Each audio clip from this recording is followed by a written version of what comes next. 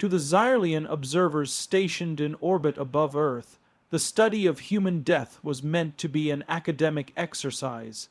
They were scholars of xenoanthropology, an elite branch of the galactic cognoscenti, tasked with understanding the diverse cultures of the galaxy's many sapient species. Most of those species had evolved past the fear of death, or at least developed rituals to sterilize it, pacify it, make it neat and acceptable, but Earth was something else. The first thing the Xylians noticed was the inconsistency. Humans both feared and worshipped death. They wept over it and joked about it. They painted it as a skeleton, a reaper, a shadow, a friend. Their species had endless stories about it, entire philosophies devoted to it, entire industries built around its inevitability. But unlike other species that saw death as a finish line, a tragic necessity, or a biological off switch, humans saw it as potential. It wasn't just the end, it was fuel. The Xylians watched a young human soldier dive on a live explosive to save his squadmate. A decision made in a split second, no hesitation. That act alone led to a cascade of events. The squad survived, completed their mission, and told his story again and again. His name, Corporal James Navarro, was etched into memorials, his image printed on posters, his story broadcast across continents. He had died, but somehow in death he had become larger than life, and that was the pattern. Another example, a young woman, frail with terminal illness, launched a campaign that raised awareness for millions like her. She became a symbol not because she lived, but because she was dying. Her final breath was streamed live. Billions watched. Her voice, her message outlasted her by decades. Across alien cultures, death was a point of silence, of retreat. But for humans, it was often the moment the volume got turned up. The Xylians documented countless examples. Soldiers, revolutionaries, philosophers, astronauts, scientists, even children, humanity had developed the bizarre tendency to gain meaning through death. In fact, many of their most influential figures reached iconic status only after they died. To the Xylian scholars, this was unthinkable. Most civilizations sought to preserve wisdom through longevity, to safeguard culture by keeping the old alive. Humans did the opposite. They passed the torch with blood, and the fire seemed to burn brighter with each sacrifice. But the most chilling discovery wasn't in the history books. It was in real time. During a skirmish between human settlers and an expansionist species known as the Drashel, something occurred that disturbed the entire observing council. A human vessel had taken critical damage. Escape was possible, but the crew instead elected to detonate their ship inside the Drashel command carrier. The humans perished. The Drashel fleet was crippled. But what followed was even more astonishing. Messages from the doomed crew spread like wildfire across human networks. Songs were written, statues erected, children named after the crew, and most disturbingly of all, thousands of volunteers signed up for similar missions. To the Xylians, this was illogical, incomprehensible, terrifying. They began to revise their classification of Homo sapiens, no longer simply adaptive or resilient. Humans, they concluded, were the only known species that could turn death into a form of continuity. Where other species decayed into silence, humans exploded into legacy. Their deaths became weapons, their end became a beginning, and for the first time in centuries, the Xylians, beings who had watched the rise and fall of empires, felt fear. Because they realized something no algorithm could predict, no model could quantify. You could kill a human, but you couldn't stop what happened after. They dove deeper into Earth's history, peeling back the layers of time and belief systems, and what the alien observers found only deepened their concern. Every ancient civilization on Earth across millennia, continents, and languages, had one thing in common. Humans had always told stories where death was not the end, but the beginning of something greater. From the myths of the Egyptians to the Norse sagas, from Eastern reincarnation beliefs to Western resurrection legends, humans never allowed death to be the final chapter. The aliens couldn't understand this at first. Why would a species so fragile, so biologically limited, craft a cultural identity that rejected the permanence of death? Most species they encountered had deeply practical mythologies, stories that reinforced survival behaviors, self-preservation, caution. But humanity had forged legends of sacrifice, of heroes descending into the underworld and returning wiser, of deities who died and came back stronger, of prophets who were killed only to become immortal in spirit. The story of Jesus Christ, for instance, baffled the alien archivists, a man executed in humiliation and pain, whose death was not only mourned, but worshipped, whose sacrifice, rather than being seen as defeat, was treated as the pinnacle of power. It had catalyzed a movement that reshaped the planet, not because he survived, but because he didn't. The act of dying for others was elevated to the highest form of love, the highest proof of virtue. In the Xylian archive, this idea was marked with a red glyph, cultural anomaly risk factor. Then there were the Norse tales of warriors who hoped to die in battle so they could earn a place in Valhalla. Or the Buddhist traditions where death was not an end, but a doorway to rebirth and eventual enlightenment. Or the Hindu stories of gods who were slain and reborn in cycles as part of cosmic balance. And then came the modern mythologies, science fiction and cinema. Humans were still telling the same stories. Superheroes who die to save the world, soldiers who stay behind to detonate the bomb, scientists who leap into black holes to find answers for humanity's future. The aliens watched the human obsession with this theme evolve into a feedback loop.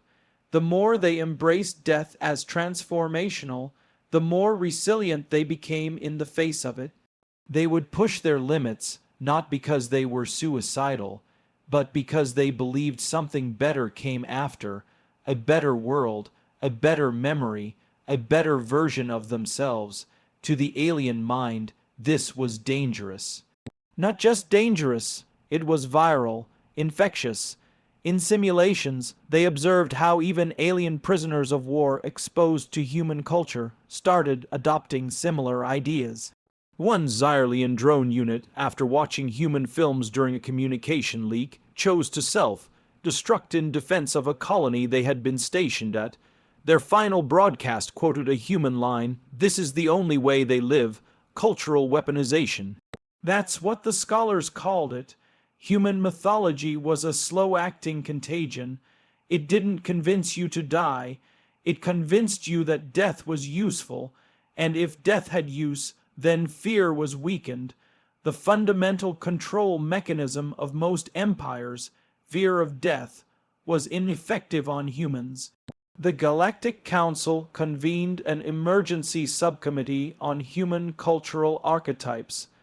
Their conclusion was unanimous and deeply troubling. The human relationship with death was not superstition, it was strategy. A cultural infrastructure built over thousands of years that turned loss into leverage, tragedy into transformation. They weren't just a species that endured death. They were a species that rewrote what it meant, again and again, until it became something no other civilization could understand. And that made them unstoppable.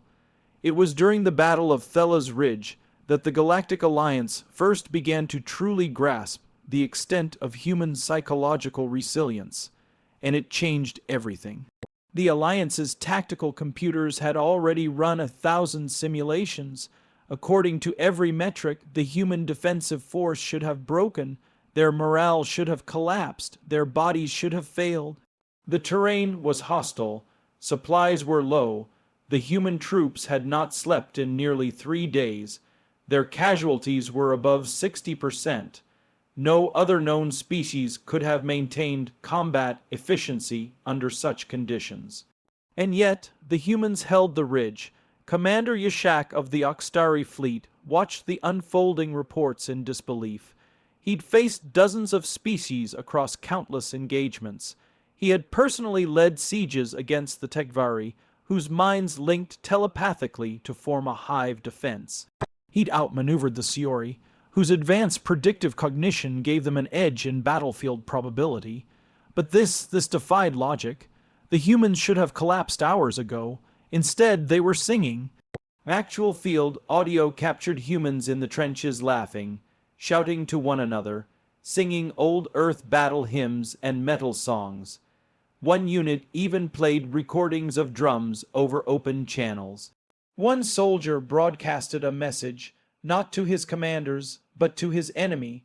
We're tired, we're bleeding, we're cold, but we're still here. You want this ridge, come take it. To the Oxtari, this bordered on madness. It wasn't just stubbornness, it was something deeper, something terrifying. These creatures had normalized suffering to such a degree that they could weaponize it. Pain, fatigue, fear, these were expected, even welcomed as part of their trial. The battlefield wasn't just a test of strength for humans, it was a test of meaning. The Alliance's analysts pored over more examples, human athletes collapsing after marathons, only to crawl across the finish line. Climbers losing fingers to frost, but while ascending mountains they had no reason to climb. Protesters starving themselves for causes they believed in. Prisoners surviving years of torture with their sanity intact, only to write books afterward. It wasn't about biology, though humans were physically hardy compared to some species. It was about mentality, mindset. What made it worse, or better, depending on perspective, was that humans didn't see themselves as particularly special for enduring such things. Their language was full of phrases like "suck it up," "keep going," "die trying," and "pain is temporary." It was ingrained in them, passed down from stories, parents, sports, soldiers. One human general once said, "Fatigue makes cowards of us all, unless we decide not to be." The result of all this, humans didn't fight like warriors, they fought like storms, they advanced when they should have fallen back. They refused to break, not because they were fearless, but because they had learned, deeply culturally, that fear didn't have to stop them. It was a feeling, not a command. Their entire nervous system could be screaming to stop, and still they would move forward. Psychological warfare that worked on every other species failed miserably against humanity. Interrogation methods that broke the toughest Zix prisoners barely got shrugs from captured humans. Some of them even taunted their captors. One prisoner, being tortured for hours, finally laughed and said, "This is what you think pain is. I've had worse from leg day." The implications terrified the Galactic Alliance. If humans could operate at full efficiency under duress that would shatter any other species, then standard warfare doctrines were obsolete. It meant you couldn't just outgun humans. You had to outlast them, and no one had ever managed that. What began as confusion turned into caution. What turned into caution soon evolved into fear. Because when you're up against a species that doesn't break when it's broken, that doesn't stop when it's dying, that keeps walking long after its muscles scream for rest, you're not facing soldiers anymore. You're facing something elemental, something inevitable, something unstoppable. They didn't look like much when they first landed on Krythais, a squad of humans, mud, streaked, eyes sunken, bones showing beneath ragged uniforms. The war against the Growlithe Dominion had ground on for 6 brutal years, and this was supposed to be the breaking point. Crythais was the Dominion's stronghold moon, encased in defensive fortresses carved deep into obsidian mountains. It was a world designed to repel invaders, a final bastion no enemy had ever breached, and yet it was humans who came for it. The Growlithe command was not impressed. They had faced humans before, watched them burn across worlds like wildfire, brutal, fast, driven.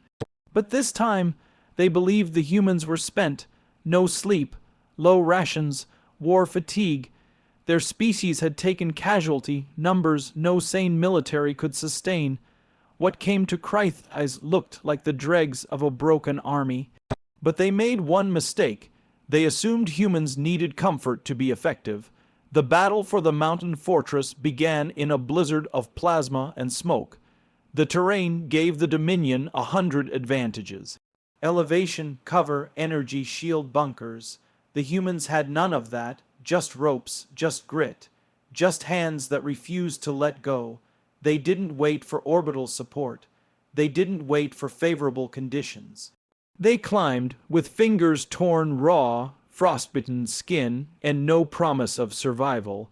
They climbed. Dominion snipers reported seeing soldiers ascending the cliff face even after limbs were lost. One scout described a human with both legs destroyed by shrapnel, using only his arms to crawl the final stretch, and when they reached the gates, they didn't bring machines, they brought themselves. They flung their bodies like weapons. Breaching charges strapped to chests, knives in teeth, grenades in hands, no fear, no hesitation. It was less like fighting an army and more like being consumed by a swarm of feral beasts who had decided they would win, no matter the cost. The Growlithe guards were trained for logic, based warfare, measured advances, tactical retreats, efficiency above all. But what they faced in the tunnels beneath the mountain was not logical. It was madness given form. One Growlithe captain reported hearing human soldiers laughing as they bled out. Another described a moment where his own troops broke and fled, not because they were defeated, but because they had seen what they described as eyes that looked like they had already died and just didn't care anymore. That was the turning point. The humans didn't need rest, comfort, or hope. They didn't even need victory in the traditional sense. What they needed, what they craved, was the fight, the ability to stand defiant in the face of impossible odds. Even if they lost, even if they fell, their deaths would mean something.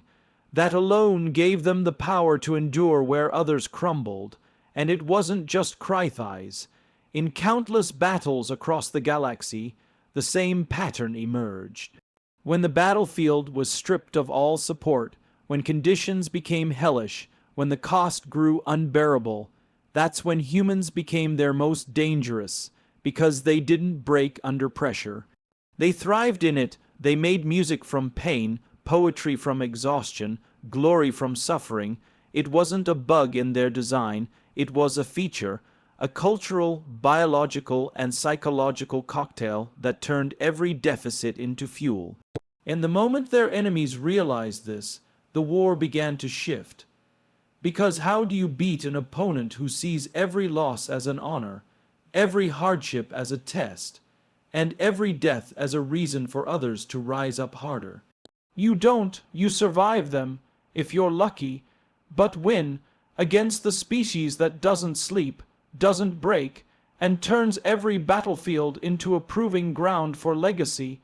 That's a fantasy. And that's why the last Growlithe general, before detonating the command bunker on Crythais, left behind a single recorded message. They are not here to win. They are here to endure, and that is how they will conquer us all. The Alliance scientists had expected a decline. After all, the human body had strict biological limits. Muscle fibers tear, neural connections fatigue. Sleep deprivation alone can fracture minds beyond repair. By their calculations, after 72 hours of continuous combat, A human soldier should be incapacitated, if not physically, then mentally. That was the universal constant among sentient species, but their calculations didn't hold.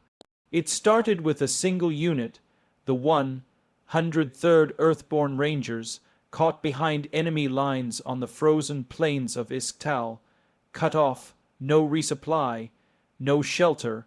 Temperatures plunged below survivable range. The icy wind could peel skin from bone. The Gralith warships had already written them off, marking them as functionally eliminated. They lasted 6 days. No heat, no food, no sleep. Just instinct and will. Drones recorded them huddling in shattered husks of enemy tanks, taking turns resting in shifts of 10 minutes, barely enough to slow the breakdown of their minds. They whispered stories to each other to stay awake. They wrote messages to family on the backs of ration packs with broken pens. They fought hallucinations, and they refused to die. When they finally broke through enemy lines, they were unrecognizable, gaunt, trembling, eyes sunken. Yet their shots were accurate, their movements coordinated, their resolve unbroken. This wasn't an isolated incident. Human units across the war theater began displaying what could only be described as a systemic anomaly. The less they slept, the more vicious they became. Not mindless, no, not berserkers, but purposeful, controlled, ruthless. In one battle, a squad of engineers worked for 90 straight hours to establish a breach point beneath a Dominion garrison. 90 hours. No sleep. When the tunnel finally collapsed around them and they were dug out, they apologized not for failing, but for falling asleep afterward. The alien psychologists were baffled. In every known species, sleep was the fulcrum of sanity. Its removal led to psychosis, aggression, catatonia, but humans adapted, their brains restructured, sleeps during battle, hallucinations turned into tactical insights, as if the brain refused to waste time, even when slipping out of consciousness.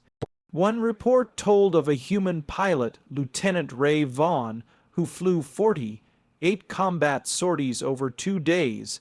Her body was running on caffeine patches, combat stims, and sheer defiance. On the last run, she navigated an asteroid trench blind. Her cockpit had shattered, her eyes nearly frozen shut.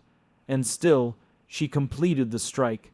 When asked later how she managed it, she said, "I wasn't going to let a little thing like exhaustion kill my squad." In human culture, this wasn't seen as insanity, it was heroism.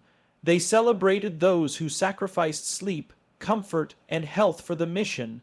They had medals for it, statues, songs, movies. They wove it into their identity from childhood. Phrases like power through, burn the midnight oil, no rest for the wicked. It wasn't just endurance, it was transformation. The more brutal the environment, the more it sharpened them. Where others needed recovery, humans gained something else, momentum. Their adrenaline didn't just spike and fade, it looped into discipline, into stubbornness, into obsession. The Alliance began calling it the long wake. The phase where humans passed the point of exhaustion and entered what could only be described as a functional fugue state. Rational thought merged with instinct, morality dimmed, mercy waned, because when you stripped away everything, when food ran out, when allies fell, when night stretched endlessly without sleep, humans didn't just survive. They hunted, and in those moments, they became the galaxy's apex predator, not because they were stronger, or faster, or smarter, but because they were the only species who could keep going when every law of biology said they shouldn't. The only ones who could turn sleeplessness into clarity, hunger into drive, pain into purpose, and when the galaxy realized this, a deep fear took root, because war was no longer about who had the best weapons. It was about who could last the longest in hell. The final assault was not planned, not in the traditional sense. No war council convened, no strategies scribbled on holomaps. The orders came down from high command simply as advance, no quarter, break them. And humanity obeyed, not like soldiers, but like a force of nature set loose. The Gralith Dominion, in its arrogance, had pushed the war too far. In an effort to break Earth's morale, they struck at Mars, targeting civilian infrastructure, hospitals, education domes, even nurseries. The footage that leaked into the Terran nets sparked a fire not even the most disciplined human governments could contain. Something in humanity snapped. It wasn't anger, it wasn't grief, it was clarity. A bone-deep, primal understanding that the war would never end unless they ended everything the enemy could call home. And so they stopped holding back. There was no longer talk of ceasefires or war crimes or peace conferences. Humanity had entered what the Alliance would later call the Predator State, a mode of total, species-wide commitment to destruction. Logistics no longer mattered, supply lines bent to willpower, fleets moved not with strategy, but with a sense of inevitability. And leading them were humans who hadn't slept in days, weeks, some hadn't been planet-side in over a year. In space, they pushed past fatigue with stimulant regimens that would kill any other species. On the ground, they marched until boots fell apart, then bled from their feet as they kept going. There were reports of soldiers fighting through injuries that should have rendered them immobile. Gunshot wounds, shattered bones, even exposure to hard vacuum. But this wasn't about individuals anymore. This was about a species that refused to be prey. The Gralith tried to counter. They deployed dreadnoughts, scorched entire colonies to slow human progress, and unleashed psychic disruptors to break minds. None of it worked. Human troops were found clawing their way through psionic storms, eyes bleeding, teeth gritted, muttering old Earth war songs through torn lips, and still they advanced. Entire cities were lost in hours. Gralith war councils disintegrated. Civilians begged their leaders to surrender. The skies over their homeworld turned black with the silhouettes of Terran carriers. And below, on the soil they once called sacred, boots touched down, muddy, armored, cracked from weeks of unrelenting war. But the humans didn't burn the cities. They didn't commit genocide. They stood there, gaunt and steaming in the rain, eyes hollow, weapons low, and waited for surrender. Because despite everything, despite becoming monsters of endurance, humanity had not lost its mind. They were predators, yes, but they were sentient predators, purposeful, controlled. When the Gralith Chancellor finally walked out alone, knees shaking, he asked a human officer, barely standing, "Why didn't you finish us?" The answer came with no anger. Just a hoarse whisper, "Because we're not you." That was the final message sent across the stars, not a declaration of dominance, but a demonstration of restraint, of terrifying control. The galaxy saw what humanity could become when pushed, something unstoppable, sleepless, without mercy, and realized one brutal truth: the greatest threat wasn't their strength, it was their choice to hold back. From that day forward, every interstellar race marked Earth not as an emerging power, but as a species of warning, a civilization that could wage total war without ever needing to, a people who didn't just survive death, but turned it into discipline. Strategy, victory. They were the only species in the known universe that could walk through hell, come out the other side with clear eyes, and say, "Now, what's next?" And the stars have never slept peacefully since.